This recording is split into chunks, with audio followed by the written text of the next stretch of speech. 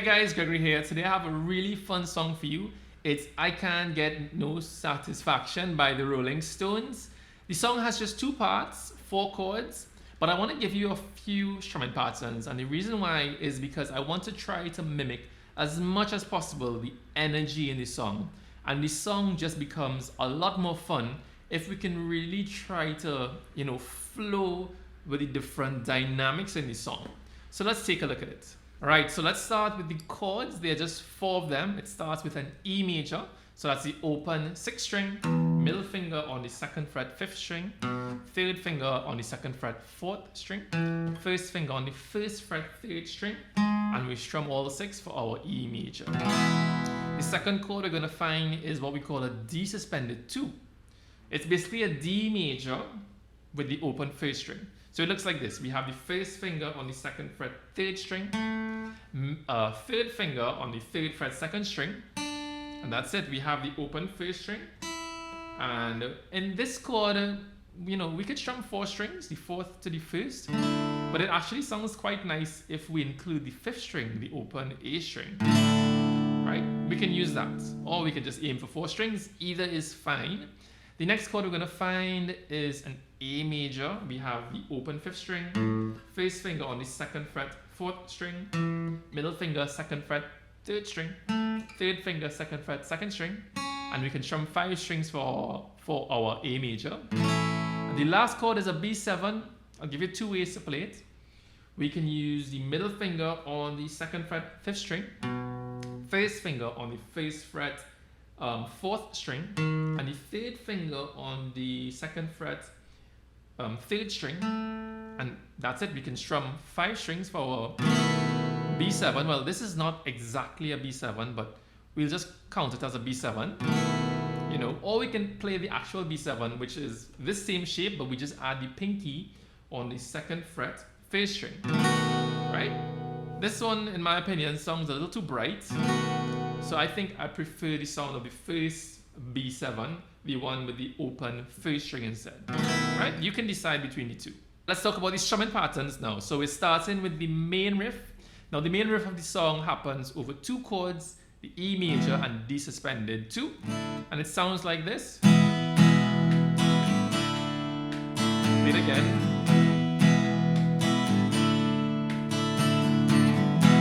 Alright. So what is happening there, the strum that I'm doing goes like this. Down, down, up, down, up, up, down, up, down, up, down, down, up, down, up, down, up, down, up, down. Now I would say that this strumming pattern is a bit spaced out. And if you're not accustomed playing strumming patterns that are spaced out, it's a very good idea to get your hand into the rhythm of the song first before attempting the strumming pattern. And what I mean by that is the tempo of the song goes 1, 2, 3, 4. You really want to make sure that your hand is moving to that tempo. Down, up, down, up, down, up, down, up, like this. Because the strumming pattern happens over this movement. You don't really want a stuttery kind of strum where you're just moving your hand only when you hear the beat, okay? So, I will explain this better by moving my hand, and I will sound out the rhythm for you. And you can see for yourself how the strumming pattern happens over the movement. So I'm going to move my hand after 4, and I'm going to sound out the rhythm, and you will see for yourself. So it goes 1, 2, 3, 4. Ba bam ba da dum da da da da da da dum da da dum da da da da. So it goes like this: down, down, up, down, up, up, down, up, down, up, down, down, up, down, up. Right? So it's a bit easier to see and easy to understand why you really just want to keep your hand moving. It is the mechanic to really help you stay in time with that strum. Alright, so one more time, the strumming pattern itself goes down, down, up, down, up, up, down, up, down, up. Alright, but that happens over 2 chords. Over the first chord, which is E, it goes down, down. Alright? Down, down. Sorry, it goes down, down, up, down. Right? So over the E, once more time, it goes down, down, up, down. And then it comes in on the D on that next up. So we have down, down on E, up, down, D, up, down, up, down, up. So like I said, it feels very spaced out. And if it is difficult, you really have to just keep your hand moving. When we're strumming, most times we're not necessarily telling our hand to go down or we're telling our hand to go up. We're really telling our hand to hit the strings on the sound of the strum. Ba, ba, ba, ba, ba, ba, da, da, da, da. It's a good way to teach a strumming pattern, to tell people down, up, down, up. But oftentimes it could confuse you because you're trying to preempt your hand. We don't want to preempt the hand. The hand is just swinging and we're moving in time with the strum. So what we're going to do now is we're going to practice the strumming pattern, but there's one more thing to add. Right after the very first down in the strum, there's a mute, or rather the first strum is muted. So it's a short sounding strum. So the strum is supposed to sound like ba, ba, da, da, da, and not necessarily like da, da, da, da, da, right? You can hear there's a cut in the first sound or the first down strum. So we can do that in two ways. There's a subtle way we can do it, and there's a way that's a bit more obvious. So the subtle way is by using the left hand. So after strumming the first down, we can release the grip on the chord on the left hand to give it something of a cut. Okay, that's the way I did it in the start of this lesson, in the demo. Or we can use the right hand. The right hand will give us a much more obvious cut than the left hand. Right? But they both more or less achieve the same effect. Now the choice is yours. I would say maybe the right hand mute may be a bit more difficult for some of you. So you can just resort to using the left hand. Or if you really want, you just don't have to do it. You don't have to mute it. It's all your choice. Everything is up to you how you want to play it. So one last thing about using the right hand, if you mute the strings, make sure that when you mute using the side of the palm, the pick is above the strings because the next strum is going to be a down. Okay, it's very important that you do that. Okay, so let's practice the strum together now. I'll do the strum twice in a row and then I'll do it a couple times with a little pause in between. So after 4, a 1, 2, a 1, 2, 3, let's go.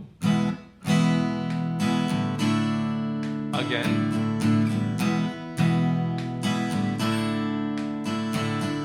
After 4, 2, a 1, 2, 3, let's go. D, E, D. Again. 2, a 1, 2, 3, 4, E, D, E, D. One more. 2. A 1, 2, 3, 4. D, D.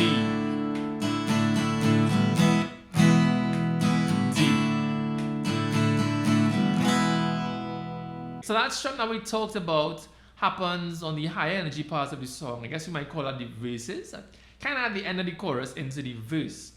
So there's another strum that I like to add coming down to the end of the verse, which is the part where the drum plays alone. So I will play the entire verse for you, and then I will explain that second strumming pattern that we'll use near the end of the verse. So it starts around here. I can't get no, I can't get no, when I'm driving in my car, and that man comes on the radio.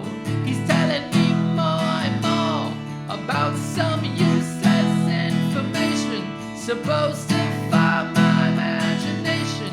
I can't get no, oh no, no, no. This part. Right, okay. So all I did there was where it goes, I can't get no. All that is normal, but as soon as we hit the E, we just mute the E one time, and then we switch into this strum. And that is just alternating downs and ups. The strum itself is not very technical. Down, up, down, up, down, up, down, up. But what makes it stand out is we are accenting the down, up, down. Every other down, so we have down, up, down, up, down, up, down, up, down, up, down, up, down, up, down. And we accent by adding some volume.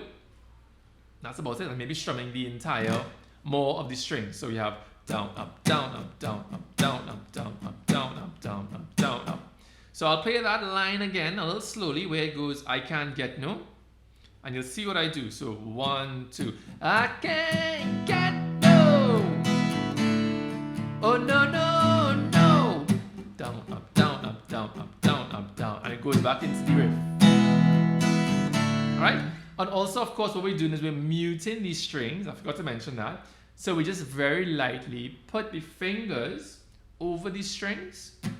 Now, if you put the fingers on these strings and you're still getting a sort of buzz, that means you're putting too much pressure. It's a very light, and the fingers are, maybe the more fingers the better. So I would say like 2 or 3 fingers would give you a very muted sound. So if that's new to you, you can practice that a bit. But the strumming pattern, just down, up, and you accent every other down. And you go back into the main strum. All right, let's talk about these strumming patterns that we find in the chorus. The part of the song that goes, I can't get no satisfaction, right? So I'm strumming that part in a very light way. I'm strumming the lower part of whatever chord I'm playing on. So on E, the lower strings could be from like the 6th to the 4th about. And on the A, the lower strings could be from the 5th to about the 3rd or the 2nd even. And I'm keeping the volume of it very light. Not a whole lot of accents going on, at least at the start. I kind of create this crescendo at the end where it goes,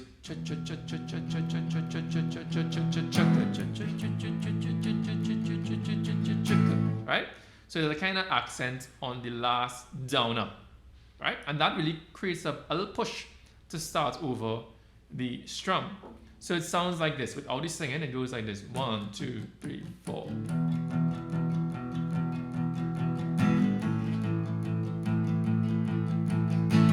Right? And what you can also do is you can, in addition to adding a little bit of volume, you could strum a little bit more of the chord. Right? Those things help to create accents, more volume, more strings. All right. So what comes next is when it goes, 'cause I tried. And I try. So the chords go E and B7 and then E and then A. Right, so I change the strumming pattern for that part. And what I'm doing is a strum that we did before, just down ups, and we're accenting every other down. So we have down, up, down, up, down, up, down, up. Right? That's the strum I'm doing, just downs and ups, accenting every other down. So we have down, up, down, up, down, down, up. Then in B7, down, up, down, up, down, up, down, up, E. And then the A. And of course, once more, the accents are a little bit louder and you can strum more strings. So the unaccented beats, less strings, less volume. The accented ones, more strings, more volume. So the whole of the chorus should go like this. I'll try to play it a little slowly. Starting on the E. Here we go. 1, 2, 3, 4. I can't get no satisfaction. I can't get no satisfaction. And change the strum. And E. E. And then the main riff, I can't get no, I can't get no. Right?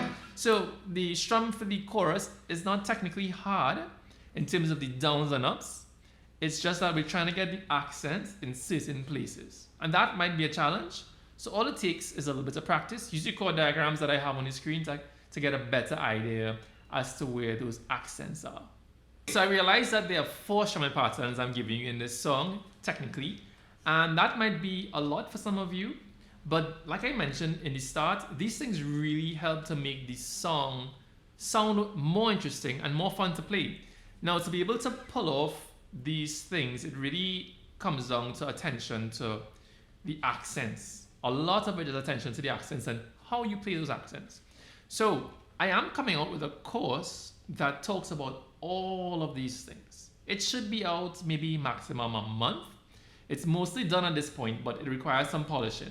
But in the meantime, I do have a very short but powerful lesson that you can find down in the description that helps you to zone in on the techniques that we use to create accents, loud and soft and such.